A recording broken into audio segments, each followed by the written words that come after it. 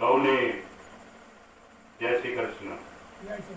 આજે ખૂબ મોટો આનંદ થયો કે ઊંચડી ગામ અને સોંડાભાઈના ખોરડે આવવાનું એક આગમન થયું। દ્વાપર યુગની અંદર ભગવાન શ્રી કૃષ્ણ અને ભગવાન શ્રી કૃષ્ણ અને કૃષ્ણ એટલે જગતનું કલ્યાણ કરનાર કૃષ્ણમ વંદે જગતગુરુ એવા કૃષ્ણ ભગવાને જેમને સહયોગ અને સાથ આપ્યો જીવનભર એવી માલધારી કોમ અને માલધારી કોમને જય શ્રી કૃષ્ણ। દીપકભાઈ રાણપુરા આપ જાણો છો તેમ તેઓ એ આ પગપાળા યાત્રા કરી રહ્યા છે। આપ કામધેનુ બરવાળા યુટ્યુબ પર આ કાર્યક્રમ નિહાળી રહ્યા છો। આજે સાલાસર થઈ પીપળ અને પીપળથી ઊંચડી ગામે આવવાનું થયું। આપનો સ્નેહ અને પ્રેમ ગૌ માતા પ્રત્યે અપાર છે। તમારા આંગણામાં તો ગાય હોય જ અને ગૌ પાલકો અને ગૌ સેવકો છો। તમે એ ગૌ માતાના જે તમારા આંગણામાં ઉભેલી ગાય છે એના રોજ નિત્ય દર્શન કરો છો, પૂજન કરો છો, અર્ચન કરો છો। અને એમાં આ શ્રાવણ માસ ચાલી રહ્યો છે જેમાં ભગવાન કૃષ્ણનો જન્મ થાય છે એવી જન્માષ્ટમી પણ આવી રહી છે। તો આ જન્માષ્ટમીની પણ અગાઉ હું તમને શુભકામના પાઠવું છું દીપક ફાઉન્ડેશન દ્વારા અને અમારા સૌ ટીમ વતી। દીપકભાઈ એ બરવાળા ની ધરતી પર જેમને એક સામાન્ય નાના કુટુંબમાં પરંતુ સંસ્કારી કુટુંબમાં જન્મ લીધો અને લીધા પછી એમની ઉત્તરોત્તર એમનમ પ્રગતિ થતી ગઈ। પછી એ પોલિટિક્સ રાજકીય રીતે હોય, સોશિયલ સામાજિક રીતે હોય કે સેવાની કોઈ પણ પ્રવૃત્તિઓ હોય, પોતાની ધગશ, લગન અને પોતાનું જે ફૂલહાર કરતા રીતે ગૌ માતા વિશેષ છે જેમાં 33 કરોડ દેવતાનો વાસ છે, જેની ડાબી અને જમણી આંખોની અંદર સૂર્ય અને ચંદ્ર છે અને માતા એ રુદ્રજા એટલે શિવની જે માતા છે અને વસુઓની એ દીકરી છે અને સાથોસાથ તમને કહું કે આદિત્ય યાને કે સૂર્યની એ બહેન છે, જેનું દૂધ વેદોની અંદર, જેની છાશ એક દ્વાપર યુગ હતો, કૃષ્ણ યુગ, એ યુગ વિશે આપણે વાંચીએ અને સાંભળીએ તો દાદા નવાઈ લાગે આપણને કે આવું હશે, ના પણ હોય। કારણ કે સમયાંતર થોડો ચક્ર ગતિમાન થઈ ગયું છે, પરંતુ જે મૂળ નસલ છે એ નસલ હંમેશની માટે કાયમ જીવતી રહે છે। અને તમારા બધાના દર્શન કરીને મને બહુ મોટો અને દીપકભાઈને સૌને આનંદ થયો। અને જે અત્યારે જે બે ચાર સમસ્યાઓ છે એની વિશે દીપકભાઈ પ્રકાશ પાડશે। જ્યાં જોવો ત્યાં દાદા ઘરે જાઓ એટલે દવાખાના ચાલુ હોય, કોઈનું બીપી વધઘટ થતું હોય, કોઈને કિડનીની તકલીફ હોય, કોઈને ડાયાબિટીસ હોય, નતનવા રોગો દિન પ્રતિદિન આવતા જ જાય છે અને વધતા જ જાય છે। એનું મુખ્ય કારણ ખેતી અને ખોરાક છે। હવે એમાં ડીએપી જંતુનાશક દવાઓ અને જે યુરિયા ખાતર છે એ દ્વારા જે ધરતીનું જે તત્વ કહો તમને દેશી ભાષામાં, એ તત્વ હવે નાબૂદ થઈ ગયું ખામું, જે એમાંથી મને અને તમને ખાવામાંથી જે વિટામિનો મળતા હોય, જે એનો ટેસ્ટ મળતો હોય એ હવે ખતમ થતો જાય ગાળથી। અને મારા અને તમારા બધાના શરીરની અંદર આ બધી જંતુનાશક દવાઓ શાકભાજી દ્વારા, ખોરાક દ્વારા પ્રવેશ કરતી હોય છે અને નાના મોટા ઘણી પ્રકારના એ રોગ મને અને તમને થતા હોય છે। તો આ રોગ માટે પાળો કેમ બાંધવો દાદા? પૂર આવે એ પહેલા વ્યવસ્થા કરવી પડે આપણે। એટલે કે હવે આપણે સમજ્યા ત્યાંથી સવાર અને અત્યારે ગૌ માતાના મૂત્રની અંદર તો એટલી બધી તાકાત છે, એના દર્શનમાં એટલી તાકાત છે કે ગૌ માતાના મૂત્રથી કેન્સર જેવા રોગો મટે છે. બહુ શુદ્ધ ગૌમૂત્ર છે, એનું આચમન કરો, ગાયોની પ્રદક્ષિણા કરો, એનું પૂંછ છે એનું નમન તમે લ્યો તો તમારે કોઈ તીર્થ જગન્નાથપુરી કે દ્વારકાધીશ બધું એના શરણોમાં કહેવાય. કારણ કે એ કોઈ પ્રાણી કે પશુ નથી. ગૌ માતા એ સમુદ્ર મંથન માંથી નીકળેલું એક જન કલ્યાણ માટેનું ભગવાન પ્રેરિત એક એવું તત્વ છે કે હંમેશની માટે એ પૂજનીય અને વંદનીય છે. તમે જોશો શ્રાવણ મહિનામાં ઘણા બધા સોંડાભાઈ એવા બન્યું છે કે ગાય ચરાવવા તમે બધા જતા હતા અને ડુંગર ઉપર કે કાંઈક પહેલા ગાય ઊભી રહે અને એની દૂધની ધારાઓ થાય અને હેઠળથી શિવલિંગ પ્રગટ થાય. હા, એવા દાખલાઓ ઘણા છે. હા, એટલે રુદ્રની માતા એટલા માટે દાદા કહેવામાં આવી છે. રુદ્ર માતાની રુદ્રજા એટલે રુદ્રની એ માં છે એમ ઋગ્વેદમાં બતાવવામાં આવેલું છે 71મા શ્લોકની અંદર. તો ગૌ માતા, પ્રકૃતિ, ખેતી અને હવે કેમ રહેવું અને કેટલો ફેરફાર કરવો અને જગત ક્યાં વયું ગયું છે એ આ ગામડાને જો આપણે સજીવન નહીં કરીએ તો બધું ભૂલાઈ જશે. માટે ગામડામાં ખેતી છે, ખેતી પ્રધાન આપણો દેશ છે, પશુપાલન આપણો દેશ છે. એટલે મૂળભૂત સંસ્કૃતિ, આપણું સંસ્કૃત, આપણી ભાષા, આપણો પહેરવેશ એ હંમેશની માટે આપણી ઓળખાણિક હોવી જોઈએ. અને એવી સરસ મજાની વાતો લઈ અને આપની સમક્ષ પ્રસ્તુત થશે દીપકભાઈ રાણપુરા. એ પોતાના વિચારો રજૂ કરશે. દીપકભાઈ રાણપુરા.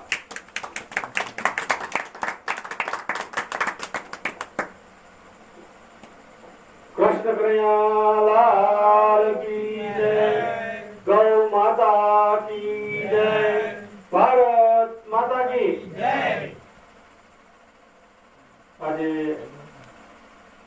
સોંડાભાઈ, રેવાભાઈ અને કાળુભાઈ અને અરવિંદભાઈ આ ચાર આજના મુખ્ય પાત્રો છે. એમાં પ્રકાશભાઈ, એમાં રેવાભાઈને ત્યાં ભોજનનું રાખ્યું. કાળુભાઈનો આગ્રહ હતો કે રામદેવ હોટલમાં જમણવા છે, પણ અમારે હોટલમાં જમવું નહોતું.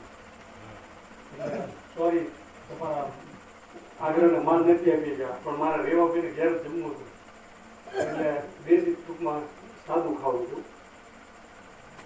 તેમજ સરપંચ શ્રી અરવિંદભાઈ, મારી સાથે પધારેલા બંને ગોરબા, નાના ગોરબા અને મોટા ગોરબા, એક અમારા એનાઉન્સર છે હરેશભાઈ જોશી અને બીજા છે અમારા પ્રવીણભાઈ ભટ્ટ.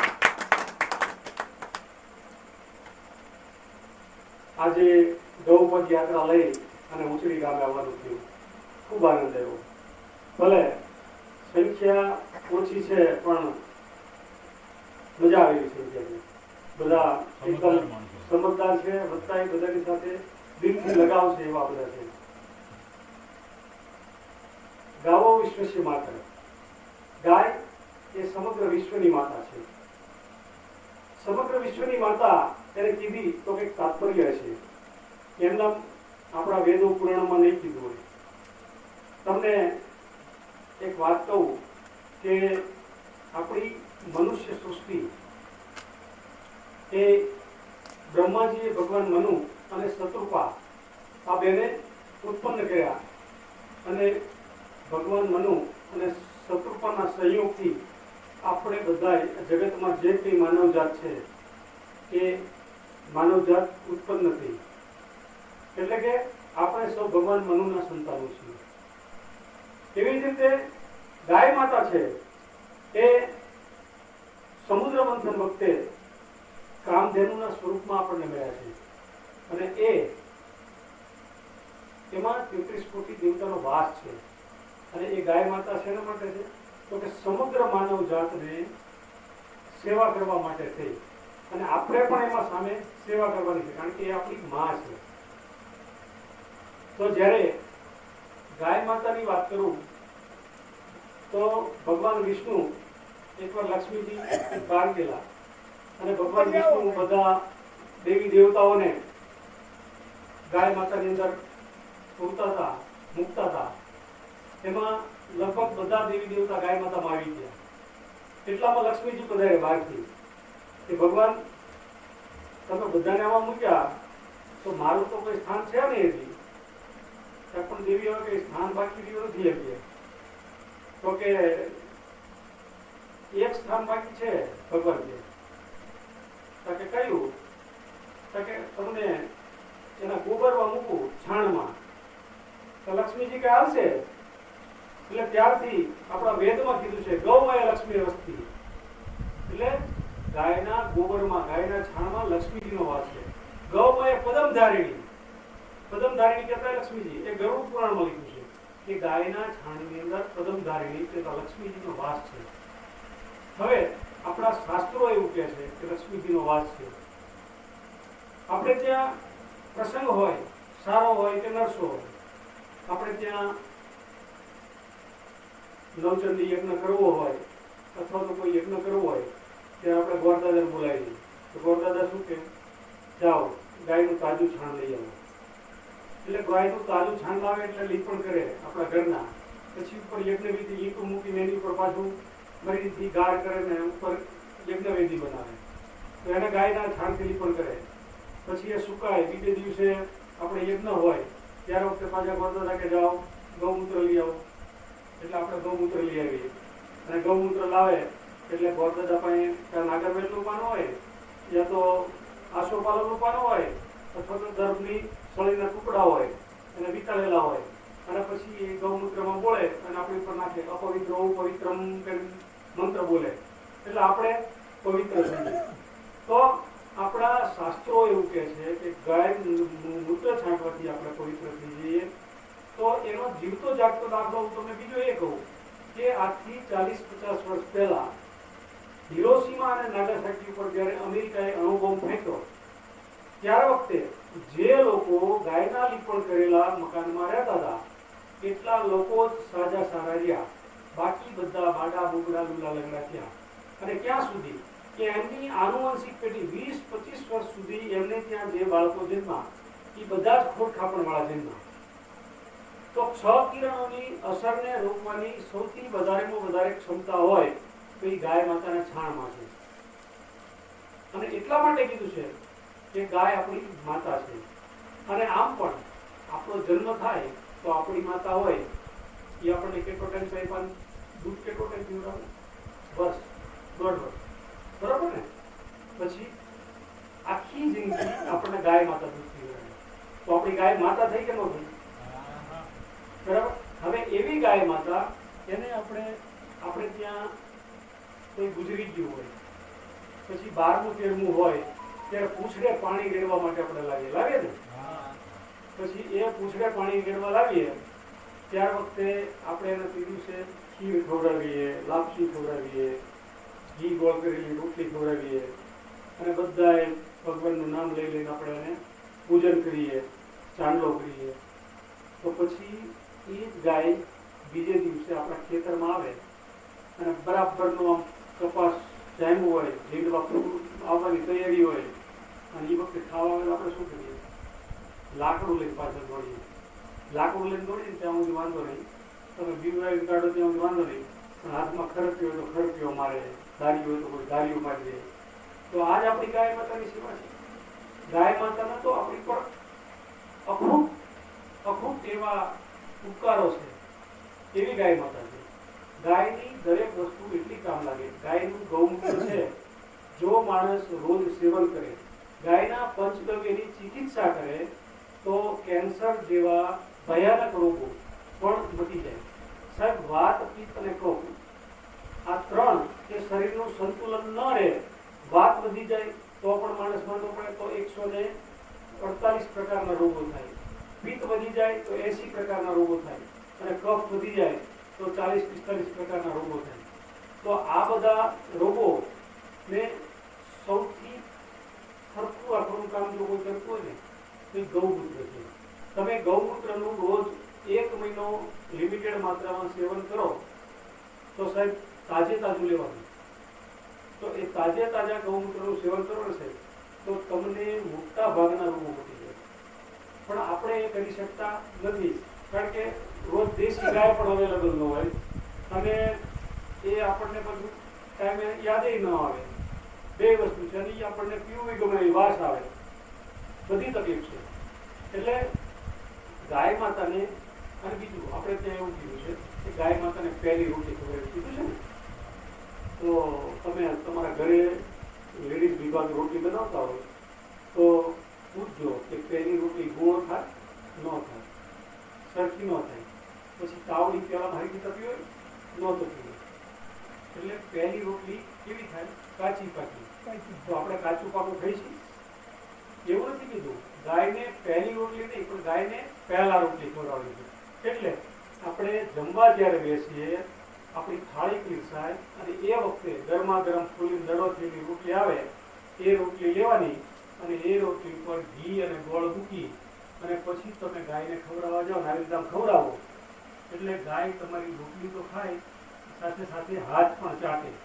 અને જો ભાગ્ય રેખા હાથમાં ન હોય, તમારા નસીબની રેખા ન હોય ને, અને જો એ ગાય ચાટી જાય તો તમારા ભાગ્યની રેખા બદલવાની શક્તિ એ ગાય માતામાં છે. કારણ કે 33 કોટી દેવતાઓનો વાસ છે, એવી ગાય માતા છે. અને એવી ગાય માતાની આપણે સેવા પૂજા કરવાની છે, આપણે એને સાચવવાની છે, આપણે એનો ભાગ કાઢવાનો છે. તો તમારે ત્યાં તમારે ખેતરવાડી હોય તો તમારે ઓછી જમીન હોય તો 1 સા 2 સા કરો, સાદી જમીન હોય તો 1 વીઘા 2 વીઘામાં ગાય માટે વાવો. અને તમારે સંકલ્પ કરવાનો કે હે ગાય માતા, હું આ તારો ભાગ કાઢું છું, આમાંથી તને 2% કે 5% તારો હિસ્સો છે, એમાંથી જે ઉત્પાદન આવશે એટલા પૈસા તારા ભરણ પોષણ માટે વાપરી. અને પછી તમે જુઓ કે તમારા ઉત્પાદન કેવું આવે છે. હવે એ જ ગાય માતાની આપણે ખેતી કરવાની છે. તો ખેતીમાં કેવી રીતે ઉપયોગી છે એની વાત કરું તમને. તો કે ગાય માતાનું 1 ગ્રામ ગોબર એટલે કે 1 ગ્રામ છાણ લો, એમાં 3 કરોડ કરતા વધારે બેક્ટેરિયા હોય છે. અને 3 કરોડ કરતા બેક્ટેરિયા કેવા હોય છે કે તમારી જમીનને નવમલ્લવિત કરવાની શક્તિ ધરાવે છે. એટલે એ તમારા જે બેક્ટેરિયા હોય એ તમારી જમીનને ખૂબ સારી ઉપજાઉ કરી શકે એવી કેમિસ્ટ્રી હોય છે. આજે આપણે શું કરીએ છીએ કે આપણે લગભગ એમ માનો ને, આઝાદી પછીનો સમય જે આવ્યો એમાં 10 એક વર્ષ ગયા છે, પછી હરિત ક્રાંતિના નામે આપણું એક અભિયાન ચલાવવામાં આવ્યું. અને એમાં શું કર્યું, આપણું સારું હતું એ મૂકી દીધું અને આપણે બહારથી આવેલું ખરાબ લાવ્યા. શું લાવ્યા? તો કે ડીએપી લાવ્યા, યુરિયા લાવ્યા, ફોસ્ફરસ લાવ્યા. આ લાવ્યા એટલે શું થયું, એને કારણે નવી જીવાતો ઉત્પન્ન થઈ, એને સક્ષમ. એટલે પછી એની પાછળ દવાઓ આવી. હવે એ દવાઓ આવી એટલે આ યુરિયા અને ડીએપી કેવું છે કે આપણે પાન માવાનું ગંદર હોય ને, આપણે શરૂઆતમાં કાંઈ ખાતા ન હોય, પછી તમારો મિત્ર હોય એટલે રેવા ભાઈ જેવા તું કેમ છે માવો ચોળતા એટલે એને ભલામાં 1 કટકો ખાનેમાં હું વાંધો છું, એટલે તમે 1 કટકી ખાઓ પહેલા દિવસે, પછી બીજી દિવસે 2 કટકીમાં ચડો, અઠવાડિયા પછી અડધા માવામાં ચડો, અને મહિના પછી આખો માવો ખાતા થાવ, પછી તમે 1 જ ખાતા હોય 4 વખતે, પછી પાછું લાઈન કંટાળો આવે એટલે બીજું ખાવું. એટલે એમ કરતા તમે 8-10 માવા ચડી જાઓ. એમ જમીનનું એવું છે કે પહેલી વખત તમે જ્યારે ડીએપી નાખો ત્યારે એકદમ થોડા ડીપીએથી તમારું ચાલી જાય. પછી તમે જ્યારે બીજી વાર ડીએપી નાખો ત્યારે પહેલા નાખ્યું એના કરતાં વધારે નાખવું પડે. એટલે દર વર્ષે એ વધતું જ જાય. અને એક સમય એવો આવશે કે તમે ગમે એટલું ડીએપી નાખો તોય તમારે ઉત્પાદન નહીં આવે, ગમે એટલું યુરિયા નાખો તોય નહીં આવે. એનો દાખલો છે કે પંજાબમાં ભટિંડા કરી અને એક જિલ્લો છે, અને ભટિંડા જિલ્લાએ સૌથી વધારેમાં વધારે યુરિયા, ડીએપી અને ફોસ્ફરસ આનો ઉપયોગ કર્યો છે. અને જંતુનાશક દવાઓ મેલેથિયોન, ફલાણીન, વીકડીન, મોનોક્રોટોન બધી છાંટવાનું કંઈ બાકી રાખ્યું નથી. એટલે ત્યાંની જમીનો છે એ બંજર થઈ ગઈ છે. અને બંજર તો થઈ ગઈ પણ સાથે સાથે શું થયું કે બિલકુલ ઉપજાવ ન રહી અને ત્યાં લોકો વધારે નાખતા ગયા. એટલે ત્યાં ઘરે કેન્સરના રોગો થયા. એટલે એક બાજુ ઉત્પાદન ઘટી ગયું, જમીન બંજર થઈ ગઈ અને ઘરે કેન્સરના રોગો થઈ ગયા. એટલે શું થયું કે પંજાબથી જે દિલ્હી ટ્રેન ચાલે છે એનું નામ છે ભટિંડા એક્સપ્રેસ, સાચું નામ, પણ એ અત્યારે કેન્સર એક્સપ્રેસના નામે ઓળખાય છે. તો આપણા ગુજરાતમાં આવું થવા જેવું છે? કારણ કે જો તમે અત્યારથી ધ્યાન નહીં રાખો તો આવનારા 10 વર્ષની અંદર આપણી પણ હાલત પંજાબના ભટિંડા જેવી થવાની છે. ઉત્પાદન બંધ થઈ જશે, ઘરે ઘરે કેન્સરના રોગો હશે, બીજા રોગો હશે. તો મારી વિનંતી એટલી છે કે અત્યારથી આપણે સુભાષ પાલેકરની ખેતી કરીએ. તો સુભાષ પાલેકરજી કોણ છે એની તમને માહિતી આપું તો એની પહેલા આપણા મહામહિમ આચાર્ય દેવવ્રતજી રાજ્યપાલ છે અને તેમની હિમાચલમાં 400 વીઘા જમીન આવેલી છે. એ 400 વીઘા જમીન બિલકુલ બંજર થઈ ગયેલી હતી. એટલે એમને શું કર્યું, દેશભરમાંથી સારા સારા વૈજ્ઞાનિકોને બોલાવ્યા અને એ સારા સારા વૈજ્ઞાનિકોને બોલાવી અને પૂછ્યું કે મારે આ જમીનને સારી કરવી હોય તો કેટલો સમય લાગે. એટલે જે વૈજ્ઞાનિકો આવ્યા હતા, કોઈએ કીધું 10 વર્ષ થાય, કોઈએ કીધું 12 વર્ષ થાય. એમાં એમનો ભેટો સુભાષ પાલેકરજી સાથે થયો. હવે સુભાષ પાલેકરજી છેલ્લા 40 વર્ષ ઉપરાંતથી એ પ્રાકૃતિક ખેતીના સંશોધનો કરે છે અને એમાં કેવી રીતે સારામાં સારું ઉત્પાદન આવે એની માટેની એમને ચોપડીઓ બહાર પાડેલી છે. એમાં રોગો આવે તો એનું નિયંત્રણ કેવી રીતે કરવું અને એને કેવી રીતે કરીએ તો સૌથી વધારેમાં વધારે ઉત્પાદન મળે એની બધી જ રીતો સમજાવેલી છે. તો એવા સુભાષ પાલેકરજીનો ભેટો થયો. એમને 2 વર્ષમાં કરવાનું નક્કી કર્યું. આજે તમને કહું, એમની જમીન તો ઠીક, પણ હિમાચલની અંદર સરકારે તે યુરિયા, ડીઈપી અને રાસાયણિક દવાઓ આ બધું બેન છે. સાહેબ, ત્યાં ટોટલ પ્રાકૃતિક ખેતી થાય છે. હવે આપણે ત્યાં એ નથી થતું. આપણે ત્યાં એ કરવું હોય તો શું કરવું પડે? તો હું તમને પ્રાકૃતિક ખેતી વિશે થોડીક માહિતી આપું. તમને એમ થાય કે આ વાણિયા હોય છે, આપણને કેવી રીતે માહિતી આપે? અમારે ખેતી હોય નહીં. પણ એમાં એવું છે કે હું બરવાળા પાંજરાપોળનો પ્રમુખ. હવે અમારી પાંજરાપોળની 70 વીઘા જમીન ખેડવા લાગે રવિન્દ્રભાઈ. હવે એ 70 વીઘા જમીન એમાં મેં 5 વર્ષ ખેતી કરી. પછી અમારા પાંજરાપોળની બાજુમાં એક મેરાભાઈ ભાણભાઈ ખાચર, એમની જમીન આ જે બંજર કહેવાય ને એ ટાઈપની, કશું જ ઉગે નહીં, કંઈ કરવાનું નહીં, એવું હતું. એ જમીન આપણે આજે 3જું વર્ષ વાવવા માટે રાખી છે અને એમની જમીન અમારી પાસે રહેશે ત્યાં સુધી 9 પલ્લવિત થઈ જશે 100%. અમે એમાં જીવામૃતનો પ્રયોગ ને એવું બધું કરીએ છીએ. અને બીજું એક બેબાભાઈ સાલેવાલા અમારે ત્યાં ખોજા સમાજના છે, એમની 35 વીઘા જમીનમાં આપણે કપાસ કરાવેલો છે અને કપાસમાં એક પણ દાણો ડીએપી નો નથી નાખ્યો, યુરિયાનો નથી નાખ્યો અને રાસાયણિક કોઈ પણ દવા નથી. આજે 2.5 મહિનાનો લગભગ કપાસ છે અને આટલો આટલો મોટો થઈ ગયો કેળ સુધીનો. હવે મને 20 દિવસ પહેલા તો ફોન આવ્યો, મને કે દીપકભાઈ છોડ પીલા પડે છે, વરસાદના પાણી લાગ્યું છે, તો શું કરવું? એટલે મેં એમને કીધું હું તમને એજોસના બેક્ટેરિયાની 2 કેપ્સ્યુલ આપું છું. એ એજોસના બેક્ટેરિયાની કેપ્સ્યુલ તમે ડ્રમમાં ઓગાળી અને એમાં 25 લીટર ગૌમૂત્ર નાખી દો. 2માં 25 એટલે 4 ડ્રમ કરવાના તમારે. એ 25 લીટર ગૌમૂત્ર અને એજોસના બેક્ટેરિયાની અડધી કેપ્સ્યુલ, એનો પ્રવાહી 1 દિવસમાં આખું ગોળ થઈ જાય એટલે એને પંપમાં ભરી અને છાંટી દો તો વાંધો નહીં, ડ્રીપમાં ચડાવી દો તોય વાંધો નહીં. એટલે 4 દિવસ કે 5 દિવસની અંદર એમનો જે પીળો પડતો કપાસ હતો એ સંપૂર્ણ લીલોછમ થઈ ગયો. તો મારો કહેવાનો તાત્પર્ય છે કે આપણને ઘણી વખત ખબર નથી હોતી, એના પરિણામે આપણે પ્રાકૃતિક ખેતી કરતા ડરીએ છીએ અને જેના કારણે આપણે કરતા નથી, અથવા તો આપણે ઉત્પાદન ઓછું આવે છે. તો ઉત્પાદન પણ ઓછું ન આવે એવી અત્યારે ઘણી બધી આપણને જાણકારી છે અને છતાંય તમારે કોઈ રોગ લાગુ પડ્યો હોય તો તમે એનો ફોટો પાડીને મને મોકલશો વોટ્સએપમાં તો પણ તમને માર્ગદર્શન મળી જશે કે તમારા છોડને આ રોગ છે, એમાં આ દવા આ ટાઈપનું તમારે નિમાસ્ત્ર છાંટવું, અજમાસ્ત્ર છાંટવું કે પછી 10 પરણી અર્ક છાંટવો, એ તમને માર્ગદર્શન મળી જશે અને એનાથી બધું સારું થઈ જશે.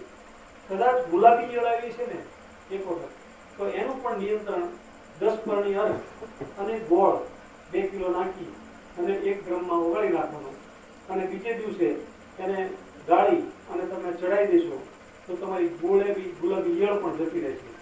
એટલે કોઈ પણ વસ્તુનો તોડ છે પણ આપણને ખબર હોતી નથી. એવી રીતે હું તમને વાત કરું તો તમે જે વાવવાની પદ્ધતિ તમને કહું, વાવવાની પદ્ધતિ તમારે એવી રીતે કરવાનું છે કે તમે જ્યારે વાવો, તમારે 60 વીઘા જમીન છે ને?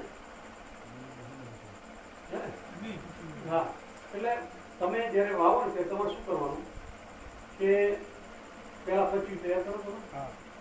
પચ્યું તૈયાર કરો ને ત્યાર વખતે તમારે લીમડાના પાનનો 1 ડ્રમ તોડી લેવાનું અને 10 કિલો એડીનો ખોળો પકાવી દેવાનો.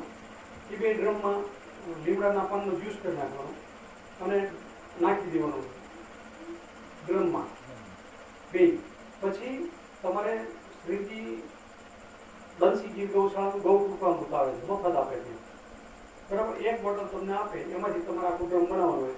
તો એમાં 10 લીટર ગૌમૂત્ર અને 10 લીટર છાશ નાખવાની હોય અને ગૌ કૃપામૃત નાખી દેવાનું હોય અને કિલો ગોળ નાખવાનો હોય અને 1 અઠવાડિયા સુધી હલાવવાનું હોય સવાર સાંજ. અને એ તમારું જેવું તમે લાવ્યા હોય ને એવું એવું ગૌ કૃપામૃત તમારું 1 ડ્રમ ભરીને થઈ જાય. એટલે આ જે ડ્રમ ભરશો ને તમે લીમડાના પાનનું, એ થોડું અધૂરું રહેશે, એટલે બાકીનું એ નાખી દેવાનું. એટલે 2 દિવસમાં એ ડીકમ્પોઝર થઈ ગયું છે. એટલે ડીકમ્પોઝર તમારું 2 દિવસ અંદર રહેશે એટલે ઘણું ખરું પોવાય છે. પછી તમે જ્યારે શાહ પાડવા જાઓ ત્યારે શાહના દાંતે દાંતે તમારે એક નળી ઉતારી દેવાની અને પાછળ ડ્રમ જેવું મૂકી દેવાનું. એમાંથી અંદર એ પ્રવાહી આ લીમડાના પાનનું એ પ્રવાહી ઉતરી જાય એવું કરી દેવાનું. એટલે શું થશે, જેમ ચૈતર મહિને તમે કોર પીવો અને તમને આખું વર્ષ તાવ ન આવે, એવી રીતે તમારા છોડમાં મૂળના કોઈ પણ પ્રકારના રોગો નહીં લાગે. એટલે એક વખત તમે બીજામૃત નહીં આપ્યું હોય તો પણ તમારે વાંધો નહીં આવે. અને સુભાષ પાલેકરની પદ્ધતિમાં તમારે સૌ પ્રથમ બીજામૃત આપવાનું હોય છે. એટલે બીજામૃતમાં શું હોય કે જીવામૃત હોય એનો પટ આપવાનો હોય. પટ આપી અને એને સૂકવી દેવાનું અને પછી બીજે દિવસે એને તમારે વાવવાનું હોય. એટલે તમારા છોડને મૂળના લાગ ન પડે. પણ એના કરતાં પણ મેં આ જે પદ્ધતિ કીધી એ વધારે બેસ્ટ છે, કારણ કે લીમડાનું અને એરડીનો ખોળ 2 મૂળમાં જાય એટલે મૂળના કોઈ પણ પ્રકારના રોગો તમારે નહીં લાગે. એટલે તમારો છોડ છે એ એકદમ સ્વસ્થ થશે, ત્યારે સામાન્ય રોગો નહીં રહે. આ થાય પછી 21 દિવસે તમારે જીવામૃત છાંટવાનું છે. જીવામૃત કેવી રીતે બનાવવાનું છે તો કે 1 ડ્રમની અંદર તમારે 10 લીટર ગાયનું તાજું છાણ, દેશી ગાયનું લેવાનું, દરસાનું નહીં.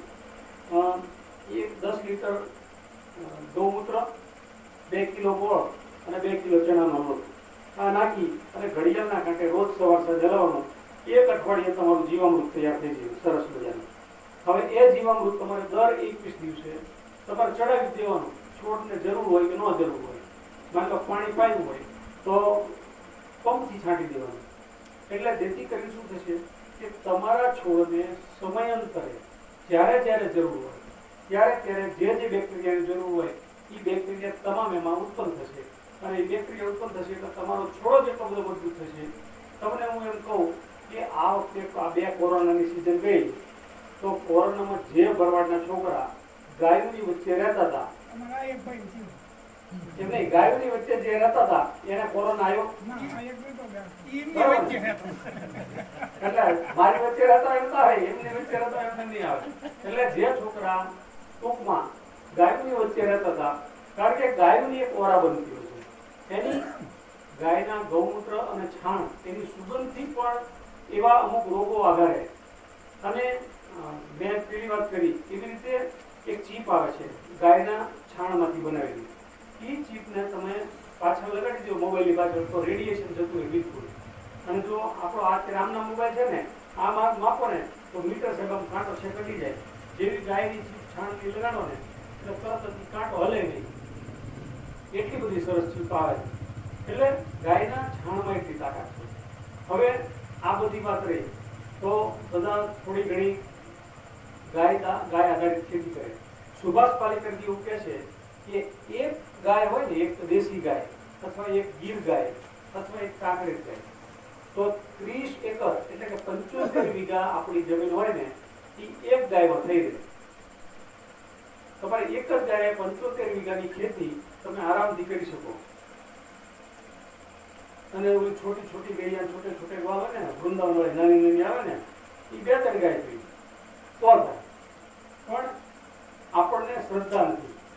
હવે વાત આ મેં કીધું આવી રીતે કરો ને તો તમારો 100% ફાયદો થશે. અને થોડો ઘણો તમારે 60 વીઘા જગ્યા છે તમે 5 વીઘામાં ખર્ચો કરો, 5 વીઘામાં ખર્ચો કરો, વધારે નહીં આપણે. એટલે જોખમ આપણે જાતું લેવું જ નથી. 5 વીઘામાં તમને ઉતારામાં કાંઈ ફરક ન પડે અને તમે ડીએપી યુરિયા નાખો તો વીઘે તમારે 1500-2000 રૂપિયાનો ખર્ચો થાય. બરાબર? તો તમારે એ ખર્ચો આ 500-700 રૂપિયા પડી જાય જીવામૃત વાળો ખર્ચો તમારે. હા, અને તમને કહેજો હું તમને કહીશ બધું જ. એટલે તમને એનો ફાયદો થશે. બીજું કે આપણે જમીનમાં ડીએપી યુરિયા નાખી અને આપણે જમીનમાં જે ઔષધિઓ થતી હતી એનો નાશ કરી નાખ્યો. હવે હું તમને 2-4 વનસ્પતિની વાત કરું. તમારો બાકર કાયો બહુ ઉભો થાય ને, બાકર કાયો છે ને એ તમારે ઘરમાં સૂકવીને રાખવાનો. કોક માણસના આશીર્વાદ લાગી છે ત્યારે બાકર કાયો, આ બાકર કાયો છે ને, બરાબર? તો આ બાકર કાયો શું કામ લાગે ખબર છે? અમે ખેંચતા આવ્યા. બાકર કાયો શું કામ લાગે ખબર દાદા? શું દવામાં કામ લાગે ખબર છે? બાકર કાયો હું તો આમ કામ લાગે બાકર કાયો કોઈ પણ માણસને કમળો થયો હોય અને પછી માણસને કમળી થાય એટલે આપણે શું કહીએ? ચલો હવે જીવવાની શક્યતા નહીં, એમ કમળી થઈ ગઈ એટલે હવે શક્યતા નહીં. તો જે કમળી થાય કે કમળો થાય એ વખતે બાકર કાયો રોજ 3 દિવસ સુધી કે 4 દિવસ સુધી નૈણા કોઠે 1 ગ્લાસ એનો જ્યુસ કરી પીવડાવી દેવો, રસ કરી. બાકર કાયો છે મને જો છે જો મને જો પીવે છે માણસો. બાકર કાયાનો 1 ગ્લાસ તમારે પીવડાવી દેવાનો 3-4 દિવસ સુધી. અને બાકર કાયાનો ગ્લાસ પીશે એટલે ત્રીજે કે ચોથે દિવસે સાહેબ લેબોરેટરી ટેસ્ટ કરાવવા જવાનું, એને કમળો નહીં આવે, કમળી નહીં આવે. જેમ વીકળો કામ લાગે કમળામાં, વીકળા કરતા પણ આ વધારે કામ લાગે. વીકળા કરતા પણ વધારે કામ લાગશે. એટલે ગમે તેને આપણે દવા ભલે લઈએ પણ સાથે સાથે આ બાકર કાયાનો ગ્લાસ પીવાનો, આટલું રાખજો. એટલે આ કરશો એટલે મટી જશે. હવે બીજી વસ્તુ એ છે કે કોઈને મરડો થઈ ગયો હોય, ઝાડા થઈ ગયો હોય તો આપણે બીલીપત્ર આવે ને એના બિલ્લા, એ બિલ્લા જે કેરીની સિઝનમાં ખાસ કરીને આવે એ પાકે, એ પાકા બિલ્લા હોય ને એને લઈ લેવાના અને તોડી નાખવાના. તોડીને એનો ગર્ભ આવે અંદરનો એને સૂકવી દેવાનો. સુકવશો એટલે એકદમ કડક થઈ જશે અને હાથથી ફૂટેલી એવો થશે.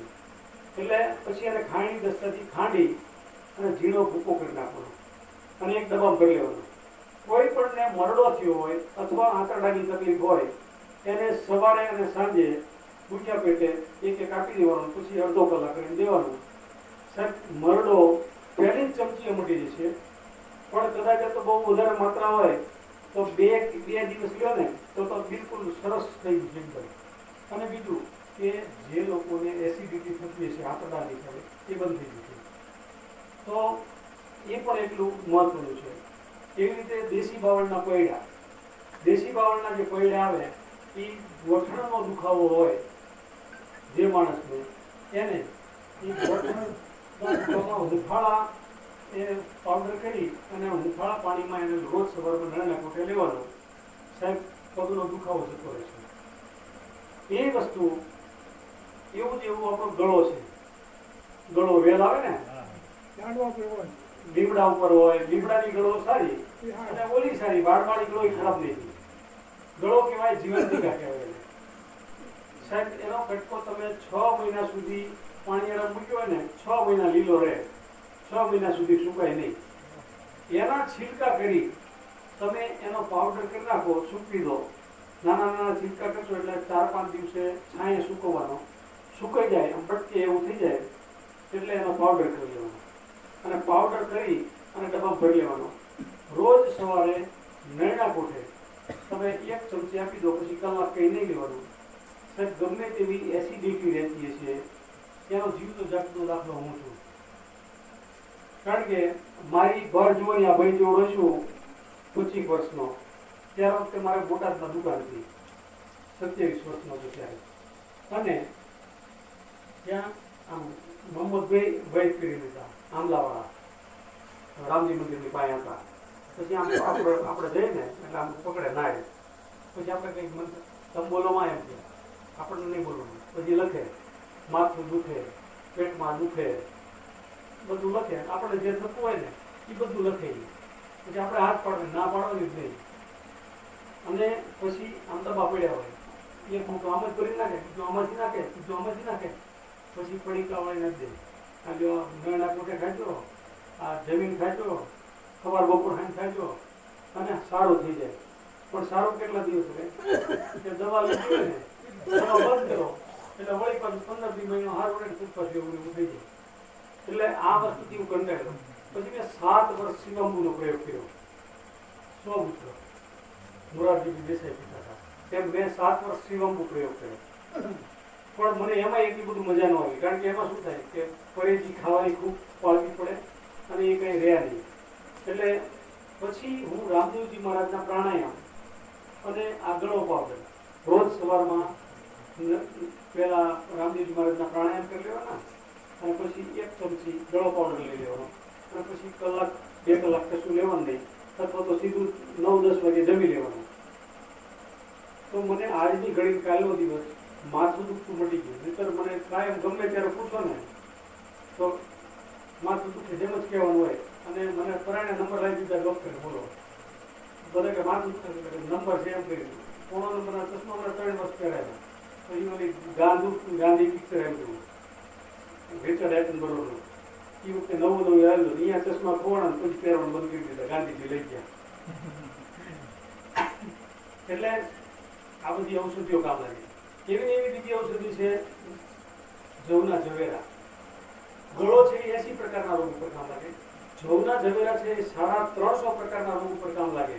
ટીબી વાળા પીવે હે ટીબી વાળા ટીબી હોય ને, કેન્સર બધા કેન્સર મટી જાય, બ્લડ કેન્સર મટી જાય. ધીરે વાળા ધીરે ધીરે કાઢીને હા. તાજે તાજા 7 દિવસના લેવાના. 7 દિવસના જે જવના ઝવેરા થયા હોય સાહેબ તમારા બધા જ રોગ મટાડી દે, 350 પ્રકારના. તો આપણે આવો બધો પ્રયોગ કરીએ.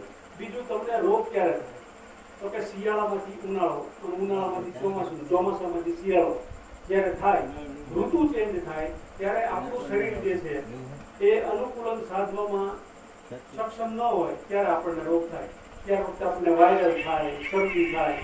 તો એવા સમયે આપણે શું કરવું જોઈએ તો કે તમે એ વખતે ગરમ પાણી, ઉકાળેલું હુંફાળું પાણી પીવો, સૂંઠવાળું પાણી પીવો, તુલસી, પુદીનો, અરડુસી આવા બધાનો પ્રયોગ કરો તો તમારે કોઈ પણ પ્રકારના આવા વાયરલની અસર થાય નહીં. કરિયાતું પીવો, સુદર્શન પીવો, આપણા દેશી ઉપચારો, તો તમને કોઈ બીજી કઈ અસર થાય નહીં અને તમારી ઇમ્યુનિટી વધે. અને આ ગળો પાવડર લો તો સાહેબ કોઈ વસ્તુ થાય નહીં. અને આટલું નથી કરતા આપણે સીધા દવાખાને જઈએ છીએ. એટલે મારી બધાને વિનંતી એવી છે કે એક તો આપણે પ્રાકૃતિક ખેતી કરીએ. પ્રાકૃતિક ખેતી કરીએ એટલે આપણને ઝેર વગરનું ખાવાનું મળે, એટલે આપણા ઘરમાં રોગ ન આવે. બીજા કોઈ માટે કરીએ કે ન કરીએ, પણ આપણા મા બાપ, ભાઈ બહેન, કાકા દાદા આટલા માટે તો કરીએ. અને અહીંયા હું સંકલ્પ પત્ર વાંચી સંભળાવું છું.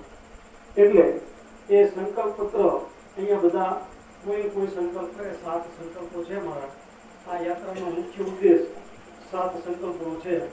એ 7 સંકલ્પો હું તમને વાંચી સંભળાવું છું. અક્ષરશ ગાય વિના ગતિ નહીં અને વેદ વિના મતિ નહીં. જય દ્વારકાધીશ, જય ગૌમૈયા. પ્રમુખ શ્રી બરવાળા પાંજરાપોળ, દીપક રાણપુરા આયોજિત અને દીપક ફાઉન્ડેશનના સૌજન્યથી ગૌમાતા પોષણ પદયાત્રા તથા પ્રાકૃતિક ખેતી અભિયાન સંકલ્પ પત્ર. હું નીચે સહી કરનાર અરવિંદભાઈ, ગામ ઉચડી, તાલુકો ધંધુકા, જિલ્લો અમદાવાદ. Mobile number. શ્રી પાંજરાપોળના અબોલ નિરાધાર પશુઓને ભરણ પોષણ માટે તથા સમાજને ઉપયોગી થવા માટે આ વર્ષથી નીચે મુજબ ઠીક કરેલ કાર્ય કરવાનો ભગવાન શ્રી દ્વારકાધીશની સાક્ષી સંકલ્પ કરું છું. બરોબર? કયો સંકલ્પ છે? હું દર વર્ષે મારી જમીનમાં ખાલી જગ્યા વીઘામાં જુવાર કે ઘાસચારો ઉગાડી પાંજરાપોળમાં દાનમાં આપીશ. હવે માની લો કે કોઈને ઓછી જમીન છે તો 1 સા 2 સા 5 સા એવું પણ કરી શકે. અને જમીન ન હોય તો હું દર વર્ષે મારી ચોખ્ખી આવકમાંથી 1% 2% 5% રકમ પાંજરાપોળમાં દાનમાં આપીશ. અથવા ટકામાં ન હોય તો 200 500 1000 2000 તમારી શ્રદ્ધા મુજબ જે કંઈ હોય તે દર વર્ષે પાંજરાપોળમાં દાનમાં આપવું. મારી જમીન, ખેતર, વાડી ફરતે ગાંડા બાવળ જેવા બિનઉપયોગી વૃક્ષો કાઢી લીમડો, પીપળો, વડ, કરંજ જેવા ઉપયોગી વૃક્ષો વાવીશ. ઉમરો એવા બધા જે 16 પ્રકારના સારા વૃક્ષો છે, અર્જુન, સાદડ. મારી કુલ જમીનમાંથી ખાલી જગ્યા વીઘા જમીનમાં પ્રાકૃતિક ખેતીનો પ્રયોગ કરીશ, જેથી ઝેર ખેત પેદાશો મળે અને રોગ મુક્ત સમાજ બને. એટલે તમારે માનો 60 વીઘા જગ્યા છે તો 5 વીઘામાં ખતરો કરજો એવી મારી વિનંતી છે. હું વ્યસનથી મુક્ત બનીશ અને બીજા લોકોને વ્યસનથી મુક્ત બનાવીશ. એટલે કે મારે પાન, માવો, બીડી, સિગારેટ અથવા તો મોટું વ્યસન જો કોઈને હોય તો એને બંધ કરવું એવી મારી વિનંતી છે. હું સફાઈ પ્રત્યે સજાગ રહીશ અને સ્વચ્છતાનું પાલન કરીશ. એટલે કે મારું ઘર, શેરી, મહોલ્લો, ગામ સ્વચ્છ રાખીશ. હું હંમેશા કોઈ પણ અભક્ષ વસ્તુનું સેવન કરીશ નહીં, જેથી જીવોને અભયદાન મળે અને મારા શોખ માટે કોઈ જીવનો વધ કરવો પડે નહીં. એટલે કે માંસ, મટન, ઈંડા આવી કોઈ વસ્તુ ખાઈશ નહીં, જેથી કોઈ જીવનો વધ કરવો પડે. તો અને નીચે સહી છે એટલે અહીંયા બધા જે છે એ બધા સંકલ્પ કરે, એક થાય તો એક કરે અને સાથે સાથ થાય તો સાથે સાથ સંકલ્પ કરે તો એના જેવું ઉત્તમ એ કંઈ નહીં. અસ્તુ. ભારત માતા કી જય. વંદે માતરમ. જય જય ગણપતિ. જય ગૌ માતા. આપણે બોડીને છોડવા વાળા છે, પાંદડા કહી જાય. તો પૂછાય નહીં બધું. બોડી મોટા બોરા વાળો રોકડાઈ જ નહીં કરે. बोलिए गौ माता की गंगा मैया की द्वारकाधीश की नमो पार्वती पति हर हर महादेव. સૌનો ભાઈઓ બહેનો ખૂબ ખૂબ આભાર. જય ગૌ મૈયા. જય શ્રી કૃષ્ણ. શું કરવાનું બીજું? સહી કરવા માંડો, શું કરી આમાં? સંકલ્પ કરવાનો. માવા વિમલ નહીં ખાવ. દીપકભાઈ નો નંબર લખી લેજો, ફોન નંબર.